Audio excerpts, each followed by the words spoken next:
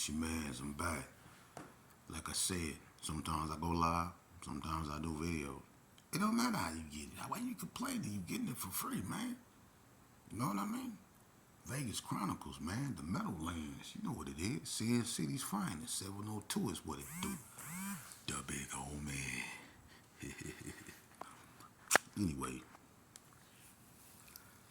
last time we left off, I was talking about the pit bull girls, and I missed the pit bull. You know what I want to talk about? Jacking. Look, one of the things that I was really caught up in as a youth that anybody would tell you was robbery and jacking, you know, of all sorts. Whether it was robbing somebody from $20, kicking in somebody's door, snatching somebody up by the cop, you know what I'm saying? I was robbing everybody. I didn't care. You know what I mean? I remember I pulled some of my best jacks, my most legendary jack moves, I think, with bread. And on one particular night, this one right here happened, I think in '89. It was me, Little Bread, Big Bread, and Cal. Cal became a 3 Street. I don't know what that was about, but he eventually became from 3 Streets. 3 Streets is a small gang, like Bonanza Village, Sydney Sioux, Sierra Nevada Orange, which is the Brownies. They're smaller gangs like that, that feud amongst themselves. But we was at the Connie Club one night, man, and we was in this little photo blue bucket. I think it belonged to one of Bread female, Shelby or whatever. But we was in this photo bucket, right? And we was at the Connie Club, and me and Bread was out there in the front. Bread had on his black shirt, black Dickies, and he braced with these black steel-toe boots with one of the tongues flapped over and had green shoestrings, and the other one, Bread, was old school, you know what I mean? So we out there playing, you know what I'm saying, wrestling and all that. So Big Nag out there. And Nag was, I guess looking across the street, Nag said, "Hey, Bread, there go that boy." And when Bread looked across the street, I guess Bread seen who he wanted just been looking for. So he like, "Hey, let's go." So we all jump in the car, we jump in the little bucket, Bread pull off. And as we was, bagging out and shooting up toward AMPM, right there on Cary, when we was pulling in, Reverend Ballhead, Sonny, he was pulling in the gray 9-8. And Dorothy Ann and Bug them was pulling in the truck behind Sonny. So when Bread pulled up, Bread, jumped out the car. We see this blue blazer on chrome things at the gas pump, and then it was parked in front of this old brown Buick looking car, right? And it was an old man in that Buick car. So this big swole dude with a blue hat, tank top on, blue khakis, he come up out the stove. Swole, that dude was swole. I ain't know that this was one of the twins, Chris and Craig, from Cali. I think they farm dogs. They from Compton. They used to be balling out here at the endo. And they both swole. They two big buff-ass twins, right? But Big Craig, Chris had a blue blazer on chrome Titans, right? So when he was coming out, I guess he went and got some gas. When he was coming out, Bread had that 9 rule. So Bread ran up on him and said, "Drop them keys." He actually looked at Bread and was like, "Nigga, you better," and he pushed Bread. I'm not lying. I watched him push Bread when Bread had that thing on. And he was like, "Nigga, you," and Bread put one arm in him. Bow! Let him know he wasn't playing. And when he put one arm up in him, he dropped him keys, and Bread gave him another one for making him go through that. Bow! And when he shot him again, he ran. And now the old man was about to get out of his car until he heard that gunshot. When he heard that gunshot, he got right back in his car. And when Bread put that second one in Big C, bow! Big C ran to that old man car as that man was driving off and dived through the window in that man car. And that man skirted up out of there with him in the car, and Bread jumped in the blazer. He picked up the keys, jumped in that blazer, and was gone. And we was trying to follow Bread. Now Bread was punching it. When Bread took off, Bread pushed up Martin Luther King. He turned down Miller, but when he turned down Miller, we turned down Miller too. The car we was in stopped, and we was like, "What the fuck?" So we in the middle of the street going. So we trying to get the car started back up, and I jump out because I'm like, fuck, you know what I mean? The ambulance and all, and you hear all this and all that old bullshit. So we finally get the car started, and we bust a U, and we like, man, we gotta park this. So we going back toward Carry Arms. We hit Martin Luther King, and we coming up the street. I'm like, man, hurry up before this motherfucker stop again, dude. So when we going up the street, we see all the police and the ambulance headed toward that way. We like, what the fuck? We thought they was on us. But when we was getting down the street, they passed us up and they turned down Lake Mead. And when they turned down Lake Mead, they stopped over there into some houses. So we was like, what the fuck going on over there? So Lil Brad was like, go over there, go over there, go over there. So when we went over there, that's where that old man stayed. And that's where he took Big C. And when we went over there, Dorothy Ann was right there. She know I ain't lying. Because Dorothy Ann and them had pulled up too in that truck. We met them. We talked to them. Asked Dorothy Ann. Dorothy Ann was, we all heard that boy laying on the ground.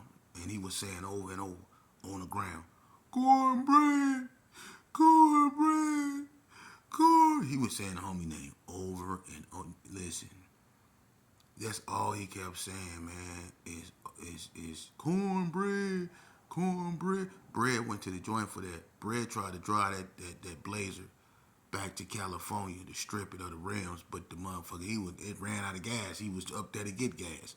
So he didn't get the chance to get it, so the car ran out of gas on Bread trying to drive it back to California. But Bread ended up catching the case behind that. And he was, saying his name over and over. He didn't have to say no more. They knew who Bread was and what he was known for. But that's what I be telling y'all about this game, man. You win it until something get put in you, and then you realize you don't want to be in it, and then you saying stuff like that over and over again. And you gotta live with the fact it was people that heard you saying this over and over again. And when Big C went to the pen, I didn't like, Gangsta Rob then pushed up on Big C when he came to the joint, and they pressed him. You know what I mean? He couldn't win. I mean, he in Vegas. He's surrounded by some treacherous dudes that was known for sticking hangers up in dudes. Them dudes there, them spades, they was sticking hangers up in dudes, man. And he didn't want to go through that. You know what I mean? So he was bringing that in and he was giving it up. You know what I'm saying? He was bringing that woo-wop in. He was getting that woo-wop up. He had to pay. And that's just how it was, you know what I mean? And he was that other alternative, and they wasn't just finna let you leave. So, that was messed up. But Bread ended up going back to the pen for that.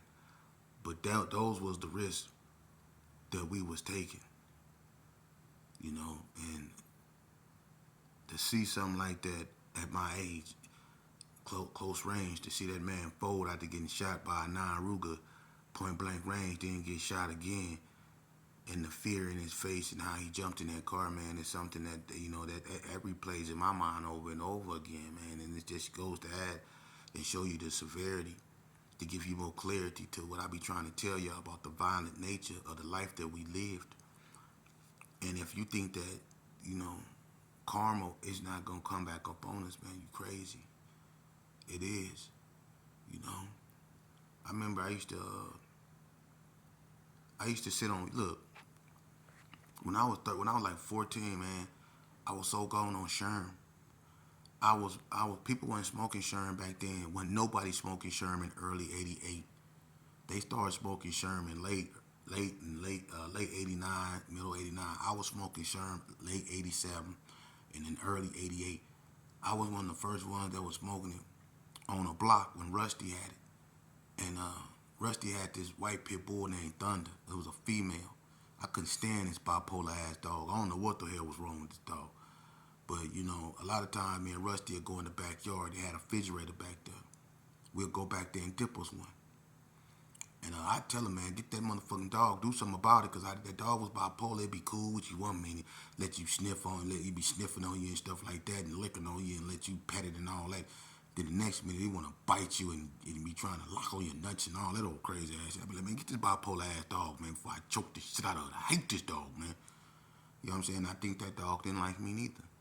But anyway, one day, me and Rusty and Splash Sean, we sitting on the wall. You know, cause that dog was out there, and I ain't want to be fucking with that dog, cause you don't know if that motherfucker, you don't, that dog crazy. So I ain't want to be messing with that dog. So we sitting on the wall, smoking the stick, right? And Rusty had, I guess, he had got some nice water that day. Cause a lot of his sticks, you know, I can kind of handle, even though it was brand new to me. I be stuck where I'm at for a minute, but I just be stuck. You know what I mean? But he had one of them live ones. This one we was calling them units. Y'all remember when we was calling them units? See that, y'all? If you wasn't ever calling, if you ever smoked water and you wasn't calling it a unit, you a new booty. I ain't talking about Peter Pans and Nina and all that weird shit that come afterwards. We was calling them units. Look, I hit one of them. Look, we was up there, and look, it was about one something in the morning, partially cloudy. You know what I mean? And we used to sit on this wall, and we used to feud with the neighbors because this female, you know, she didn't like us walking through her yard, so you know, they got back at her. They spray painted our whole wall up in the backyard. Our whole yard was just graffitied up with all kind of stuff, and we still walked in our backyard. You know what I mean? But we used to sit on the wall right there. And when I hit that stick after we fired it up, we smoking. I hit it, pass it. I'm looking at this ugly ass dog and it's pacing like, yeah, you go hit it one too many times, and when you too, I'm gonna tear your ass up. Listen, I don't know if it was the water got me thinking this, or that dog was actually really thinking that, because it was pacing like it knew something I didn't.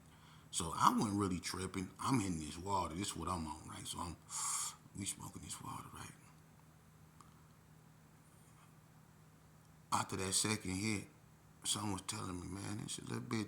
This one right here got a little bit more kick on it right than it normally do. I'm like, it's stuff. I'm starting to hear helicopters and stuff, so I'm starting to look for them. I don't see none. Where these goddamn helicopters at? Seems like there's helicopters coming. So look, I'm wet. Now I'm trying to figure out where I'm at. I'm sitting on the wall, but I'm trying to figure out where I'm at. Wet. They passed it back to me, and as a fiend, I hit it. Now this is where things get a little murky. I hit this stick, man, and I remember giving it to I was trying to pass it to Splash, and I was like, here, Splash, and he was looking at me. It was like he was going, "Are you alright?"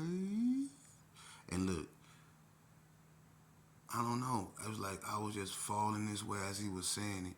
I was stuck, and it was like we was both looking at each other, and it was like he was letting me fall though, cause as I was falling, it was like his head was like falling with me, but he was just doing this, and I'm giving him the thing, but it's not like he trying to help me or nothing. If Sherman, don't do that drug, man, don't ever do that drug, cause I was falling off a wall, a brick wall, and look, I fell so ugly. I'm glad I just didn't fall on the top of my head. Well, maybe I should. Maybe that would have knocked me out. And that's probably what I need. Because I felt more on my shoulder and on this side of my face, right? And remember I told you that dog was pacing like it knew something I didn't? That's what it knew. It knew I was going to fall off that wall. And that's all it was waiting for. And when I fell off that wall, that dog ran up over there. And it was like, it was talking to me like, didn't I tell your ass the next time? Look, and they stuck. So they getting off the wall slow. Meaning the dog is spending some time on my ass back there. And these cats is slow getting off the wall. This dog is like really like I feel hot teeth on my neck. And this dog was tearing my ass up, and it was like he was speaking. He was like, I told you I was gonna get your punk ass, didn't I? I told you I was gonna get you, didn't I? Got your bitch ass. That dog was tearing my ass up back there, man. Don't mess with that water. Don't mess with that water. And they didn't get that dog. Nah, not fast enough. That dog told. Now, it was two white dogs back there. It was a white pit bull, and it was a dude named Sheepdog that was white in the motherfucker back there. That dog tore my ass up. All you felt was hot teeth in my head, in my neck. That dog had that, and I'm on that water, so it had me moving slow. But that's okay. That dog moved me. That dog drugged me from one corner to they moving slow to get it. They had to spray the dog with water to get him up off me. The hell was spraying the dog? Spray me. Spray these hot ass teeth marks on my goddamn body. Spray them. You spraying the dog, but you ain't spraying me. Like I'm not, like I don't need to be quenched. Boy, don't mess with water. It's a hell of a drug.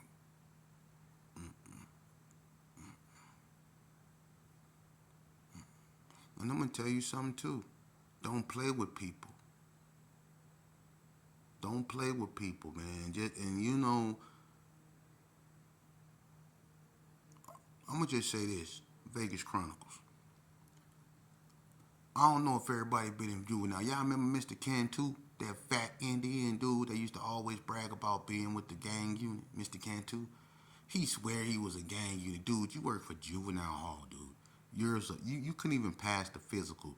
For real, you built like that dude that be singing that song, honka honka honka cheese. You fat built, you round one. Listen, me and Mr. Cantu, because he thought he was so hip. He wanted to be so cop gangster. You know how one of them gangster cops. He wanted to be one of them. So the end of the in crowd type dude. Dude, you was a motherfucker that go to Del Taco or whatever the hell was popular back then. Noggles. Dude, you go to Noggle. You should be a spokesmodel for a Noggles commercial or calendar. Look like you should be a spokesman. You should model different type of burritos. Like just stand by different type of burritos. That's how he was built. Like he's a burrito model. Like they just make a burrito and he'll put on yellow and just stand and pose by the motherfucker with his fat, funny built ass. But anyway, he we was playing pool and in Juvenile they give you a snack at night like drumstick ice creams or cookies or whatever. They give you a snack. But mostly it'd be drumstick ice creams. You know what I mean? Y'all remember them drumstick ice cream they used to give us every night before we go to bed or whatever. But he'll play you pool and stuff like that. And if you beat him, he'll give you extra. So we over there playing pool for drumstick ice creams. He kind of liked it me because I stayed in trouble. So he called himself, trying to study me. I don't know if he was, you know, telling the yellow jackets of the gang unit, yeah, I got sheepdog up in there and I be playing. Nah, we was playing for these goddamn drumsticks, dude, and I take these drumsticks serious as you can see. But we playing. I'm waxing his ass because he over there. He want to talk. You doing too much talking. We playing for drumsticks. Now, I'm finna beat your ass. So I'm focused on pool. I'm from the G's. That's what we do. Pool, air hockey, dig dug, ping pong. All we on that. Basketball, baseball, boxing. We on that. I'm from the G's. So we playing pool and I'm beating the brakes off his ass. Right. I'm down. I got him down four. I mean, four drumsticks, right? On plus I get one, so that's five. So check this out. I guess he didn't think I was gonna beat him like that, or he just didn't care. Cause when they started handing them out, and they got time for me to get mine, I got mine, and I waited patiently for everybody to get theirs. And when it was time for me to get my extra, it wasn't no more. I'm like, what you mean it ain't no more? And it wasn't nothing but a bunch of empty boxes. I said, we better be a box somewhere with him in there because I beat you. He was like, I'll get you when I get you. I was like, nah, what you mean you gonna give me now? You gonna give me something? What you mean? My feelings was hurt. My lips white and everything over here. Fool, I really worked for this. You got me bent. You finna give me my ice cream. Well, it's finna be hell up in here. So he was like, go on, lock it down, Stuart. I was saying like, no, ain't no lock it down. Where my motherfucking ice cream at? So he's like, he go point his finger in my face. He said, hey, didn't I tell you to lock it down? I say, bitch ass motherfucker. Excuse my French. I don't like to cuss, but I'm trying to be as real as I can. I say, bitch ass motherfucker, you better give my motherfucking ice cream. And I get in his face, right? And y'all remember that big swole black dude that talked with hey, yeah, lock it down. Y'all remember him? He's sitting there watching. He didn't really like Mr. Cantu, so he not trying to really intervene. So he's sitting there looking, him and Mr. Houston.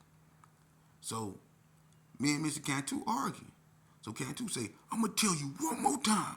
Lock it down. Now you ain't get nothing. I say, who you? I said, I bet you give me my ice cream. He said, I ain't getting you nothing. You gonna go in your room and you on 24-hour lockdown. I said, I ain't going nowhere. He said, go in your room or I'm gonna make you go in your room. And then when he said he gonna make me go in my room, he got in my face and said it. Boy, don't you know I'm the one that was gonna eventually choke Mr. Jordan with a shoestring, dude, and you just got in my face? I said, okay. I turned around and walked off. He said, yeah, talk your shit. Talk your shit, tough guy. I turned around and threw that goddamn drumstick and hit him right in his face with it hard in the boom! Look, he tried to rush me. I sidestepped him. Now, when we put the pool balls up, we put the pool balls up in empty, big ass coffee can jars. That's what the pool balls get put up in. So all the pool balls was in this like coffee can. I grabbed them pool balls and started lighting his ass up with them. Blam, blam, blam, blam, blam. So now Mr. Houston and the other dude coming over there. Mr. Cantu trying to get at me, right? I'm tearing his ass up. He grabbed the pool balls and threw them off the table so I couldn't hit him with them no more. So now I grabbed a pool stick. And I got the pool stick up over there. He ran up over there like he ain't care nothing about that pool stick. I act like I was gonna hit him in the body with it, but then I came high with it and slapped him across the face and broke it. Pow! It was ugly up in there. I broke that motherfucker. Look, they rushed me. Mr. Houston grabbed me. The big swole dude grabbed me, but they wouldn't let Mr. Cantu get a hold of me. He done came out his ponytail trying to get me. But look, he's so fat and out of shape the whole time he trying to rush me and struggle with them. He done got tired. You know what I mean? So I done smacked the shit out of his ass. I cracked the shit out of his ass with that pool stick, right? So when they put me in the room, they had to investigate. So Mr. Jordan and them had to come from home and all that and ask what happened. When I told Mr. Jordan, you know what I'm saying, man, we was playing pool for ice cream and he owed me four and he lost and he wouldn't give me. He said he was playing for ice cream. What do you mean he was playing for ice cream? I said, well, yeah, we playing for ice cream. He ain't give me my ice cream and he talking about go in your room and got on my face. He's like, whoa, what do you mean? Ain't nobody supposed to be playing no nothing for no ice cream and he was playing pool with you? I'm like, yeah. He was like, what he? And he looked at the other dude, and the other dude shook his head like, see? So that's how I got away with busting Mr. Cantu shit.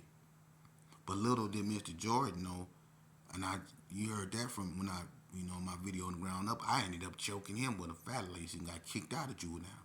But I bust Mr. Cantu head wide open with a pool stick. Mr. Cantu, if you're still alive, you remember that? You still got the scar on the side of your head, don't you? I bust your head wide open. They can read your thoughts. You remember that? Don't play with people about their food, man. Especially when it come to drumsticks. Don't play with people. So the moral of the story is pay people what you owe them. Least ye catch a pool stick across ye face. And I don't mean to sound harsh like that, but he earned that one. It is what it is. But when we come back, we gonna get a little bit more serious. I got something for you I think y'all gonna really like. And when I get my podcast up and running and I can stand up and show y'all what I really want to show y'all and stuff like that, oh, y'all gonna really dig it. We finna go places. I promise you. Y'all stay tuned. Vegas Chronicles. We gonna go all the way up to the moon. And even if we miss it, it don't matter. We still among stars. Vegas Chronicles. Till then.